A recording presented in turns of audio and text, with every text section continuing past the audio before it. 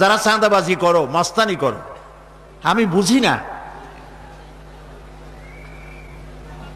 তারা কি জাতের লোক। গায়ের রক্তটা কিসের? মানুষের রক্ত না পশুর রক্ত? চাঁদাবাজি করতে যাও কি জন্যে? একটা মানুষ বহু টাকা বহু কষ্ট করে জমি জমা বিক্রি করে ব্যবসা করতেছে, সেখানে যাইয়া আমাদেরকে 2 লক্ষ টাকা দিতে হবে, 5 লাখ টাকা দিতে হবে। কি হয়েছে? এইটা হলো চাঁদাবাজ এবং মাস্তান। যারা চাঁদাবাজি করতে যাও, মানুষের কাছে খয়রাত চাও, ও ভিক্ষা করে খাওয়া অনেক ভালো। মসজিদের সামনে একখান থাল নিয়ে বসে থেকো, যে আল্লাহর রাস্তায় খয়রাত দাও। দোকানদারের কাছ থেকে চাঁদাবাজি করা, বিল্ডিং কেউ নতুন বানাইতে পারে না, অমনি হাজির।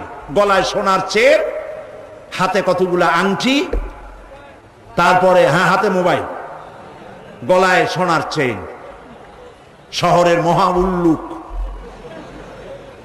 জানোয়ার বলতেছে এখানে ইট ফেলাইতে পারবে না, রড দিতে পারবে না আমাদেরকে চান্দা দিয়া। এটা কি মানুষ? বলেন মানুষ? এরা মানুষের সন্তান? এরা জানোয়ার, পশু। চাঁদাবাজ এবং মাস্তান, সন্ত্রাসী, ইসলামে এদের কোনো স্থান নাই।